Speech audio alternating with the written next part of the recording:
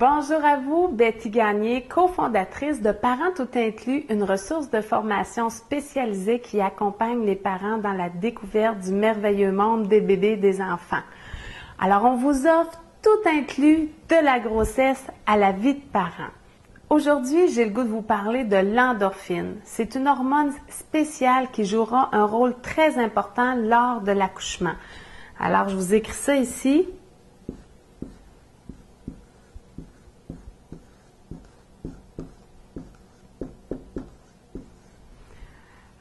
Endorphine, elle endort la douleur. C'est un peu comme une morphine qui est sécrétée au niveau naturel. Donc, le corps va le produire lui-même.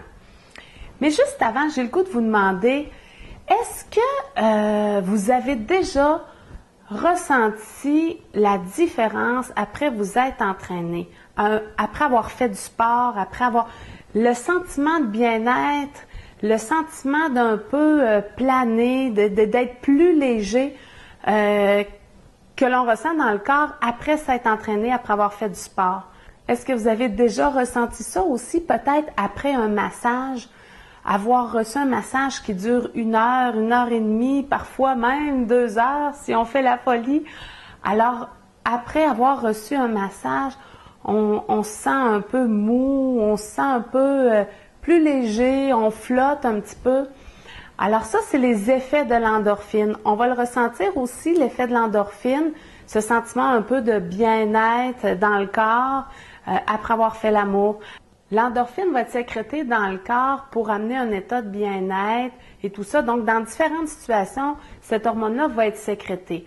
À l'accouchement, on souhaite d'en sécréter parce que ça va vraiment endormir la douleur. Donc, on va essayer de ressentir le moins possible la sensation, la perception de la douleur. Donc, l'endorphine, plus je vais en sécréter, ma perception de la douleur va être diminuée. Je vais avoir l'impression que ça fait moins mal. On s'entend que les douleurs de la contraction, le muscle va se contracter à la même force, mais la perception que je vais en avoir va être complètement différente si je suis dans le stress, si je résiste à la contraction qui se passe ou si je réussis à être détendue, à sécréter des hormones d'endorphine, entre autres, qui vont m'amener la sensation ou le sentiment ou l'impression que la douleur est beaucoup moins grande.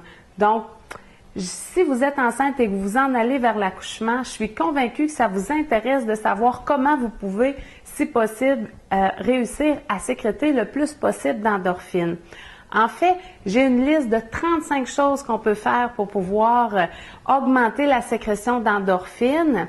Et aujourd'hui, je vous en partage 10. Donc, les 10 éléments, les 10 choses que vous pouvez faire qui peuvent vous aider à sécréter des endorphines lors de l'accouchement. Mais vous avez compris le principe. J'espère que vous avez écouté ma petite chronique auparavant sur la détente, votre allié principal, parce que je vous ai déjà dit, là, tout est en lien, tout est interrelié ensemble dans mes enseignements et ça l'est dans le cas ici de l'endorphine et de la détente. Donc, l'endorphine, elle va être sécrétée dans un corps qui est détendu. Donc, la détente est très, très, très importante. C'est ce qui va faire en sorte que je vais pouvoir sécréter l'endorphine. Au contraire, si je vis du stress, je vais sécréter une hormone qui va s'appeler l'adrénaline, hein, que tout le monde connaît. Il y en a d'autres, mais principalement. Donc, je ne peux pas avoir ces deux hormones-là présentes en même temps. On s'entend que si je suis stressée, je vais sécréter de l'adrénaline. Et si je suis détendue, je vais pouvoir sécréter de l'endorphine, mais jamais les deux en même temps. Donc, à l'accouchement, ce que je veux le plus possible, c'est éliminer les stress. Donc, on va enlever la sécrétion d'adrénaline. Et à ce moment-là, on amène la détente qui va pouvoir permettre à la maman de sécréter le plus possible d'endorphine. Donc, mes 10 trucs que je vous partage maintenant, tout le but, c'est d'amener la grande détente. Et quand la mère va être dans la détente, va lui permettre d'arriver dans l'ouverture, elle va pouvoir sécréter les endorphines. Première chose à faire, respirer lentement. Et surtout, mettre l'emphase sur l'expiration. Parce que quand j'expire, Je peux laisser aller les tensions, les stress, et c'est comme ça que je vais me libérer le plus possible de tout ce qui peut être dérangeant dans le corps et amener le calme. Donc, la respiration très lente et surtout, amener l'attention sur expirer le plus long possible. Deuxièmement, tamiser les lumières. Vous remarquerez que la majorité des femmes vont commencer leur travail d'accouchement le soir, quand tout s'est apaisé, la journée est terminée, le soleil est couché. Alors, c'est là que va favoriser le travail parce que ça devient plus calme, il y a moins d'action autour, tout ça. Donc, souvent, le travail d'accouchement va commencer le soir ou durant la nuit et se compléter peut-être, bon, tout dépendant du temps d'accouchement, pendant le jour. Mais c'est très, très, très important autour de la femme qui accouche de tamiser les lumières, d'amener la pénombre, parce que de la lumière intense crée un facteur de stress, même si on s'en rend pas compte.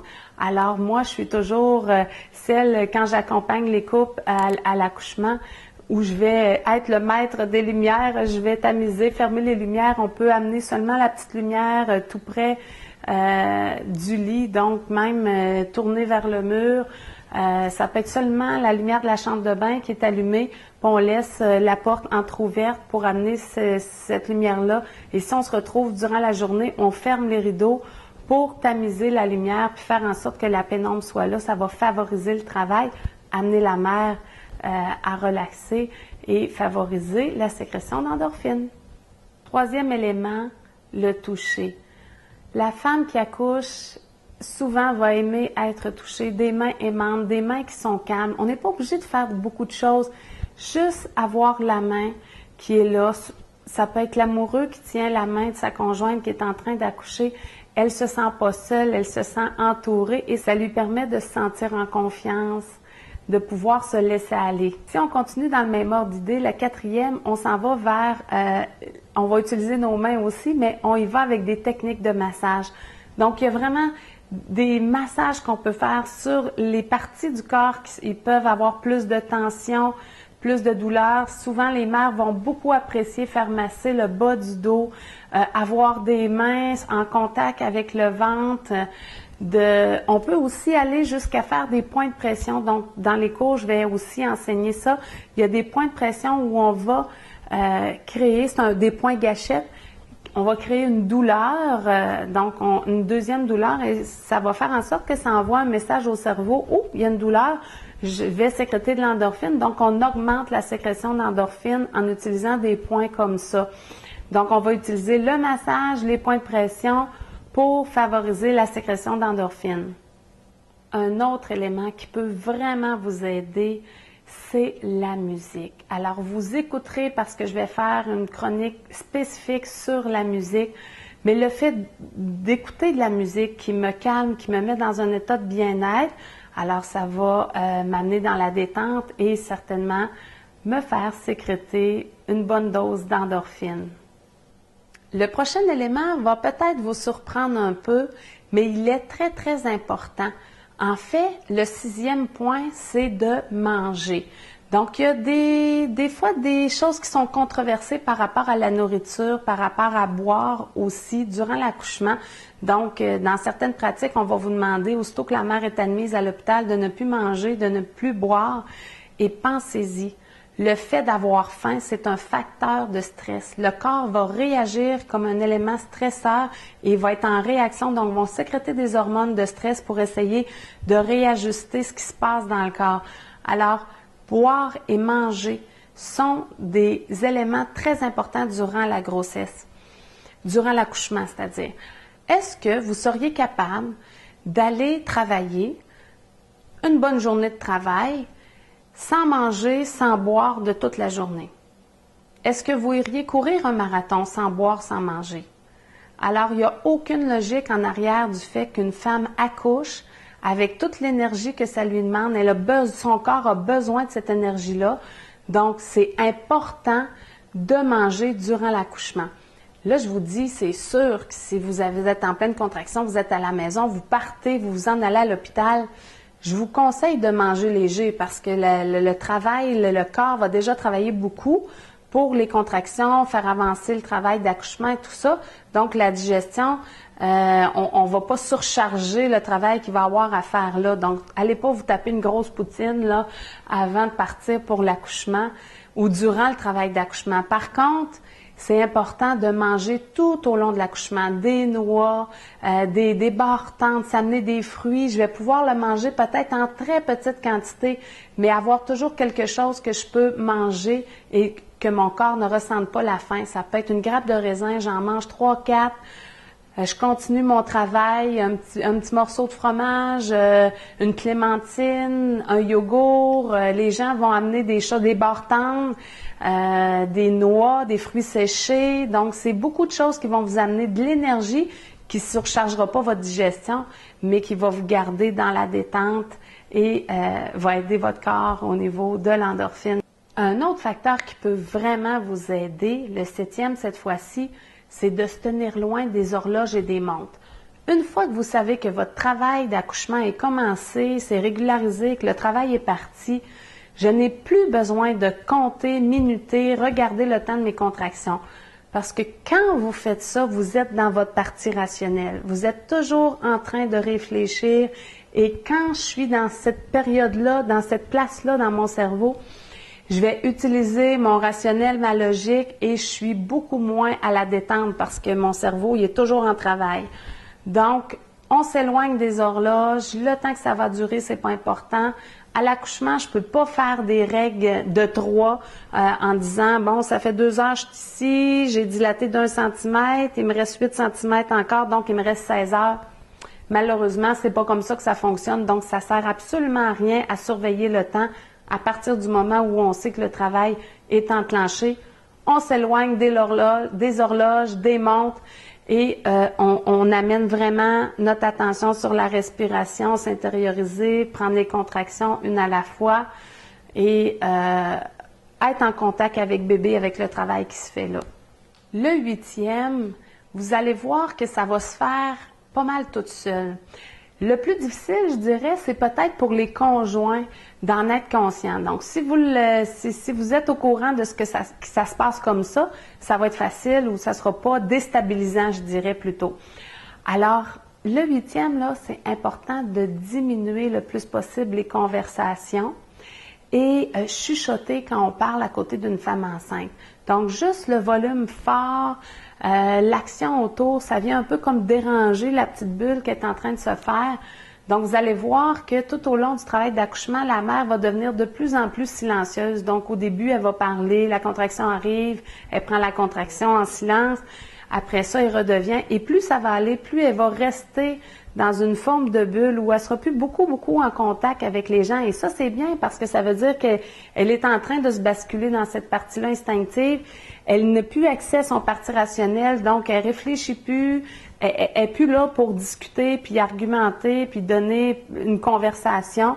Alors, ça va se faire toute seule. Plus le travail d'accouchement avance, plus la maman va diminuer ses conversations. Et pour l'aider, là, ben les gens autour, c'est ça qu'il faut faire. Il faut faire le silence. Il faut arrêter de l'amener dans sa partie rationnelle en lui posant des questions ou en amenant la conversation. Donc, accepter, apprivoiser le silence qui est là autour. Vous savez que quand vous faites ça, vous êtes en train d'aider la femme qui accouche. Donc, ça va aider à la sécrétion d'endorphines parce qu'elle est dans la détente et tout ça, puis le corps va faire son travail. Le 9e élément, la qualité de présence des gens qui sont autour de la femme qui accouche. Des fois, on a un peu l'impression, quand on est à côté d'une femme qui accouche, qu'on ne peut rien faire pour l'aider. Alors, en fait, là, on ne peut pas prendre sa douleur, on ne peut pas faire à sa place, c'est sûr.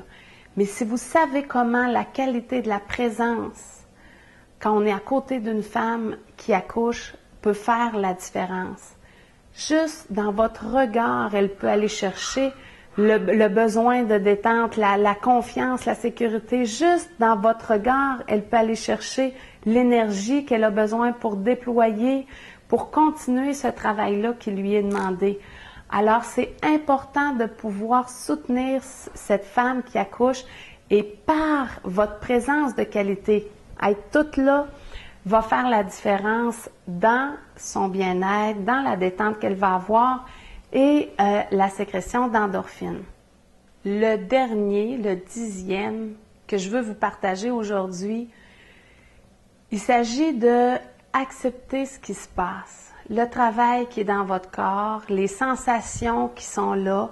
Donc, quand je dis oui à ce qui se passe là, ça va amener de la détente, du lâcher-prise. Donc, si je suis en résistance, je fais comme « Oh non, pas la contraction encore », je vais crisper mon corps, je vais retenir la douleur. Par rapport à ça, j'ai le goût de vous poser une petite question. Qu'est-ce que vous faites quand vous vous cognez l'orteil sur le coin du divan, sur le coin de la patte de la table? Avez-vous déjà remarqué que vous allez serrer, contracter les muscles et retenir votre respiration? Alors, quand je fais ça, je retiens la douleur à l'intérieur de moi. Alors, c'est important de libérer toutes les tensions qui sont dans le corps. Pour ça, je vous ai dit tout à l'heure la respiration, mais aussi c'est accepter ce qui se passe, les sensations, expirer et ramener le corps, la détente, donc le plus mou possible pour permettre vraiment au travail de se faire. Donc, lâcher prise, accepter ce qui se passe. Il y a une raison pourquoi ça se passe dans le corps. Et quand je suis en contact avec ça, ça me permet de mieux l'accepter et faire en sorte que malgré ces sensations-là qui peuvent être désagréables, je réussis à accepter le travail qui est là, à accueillir les contractions et je reste malgré tout détendue. Et je peux vous dire, j'ai accompagné un couple dernièrement à l'accouchement.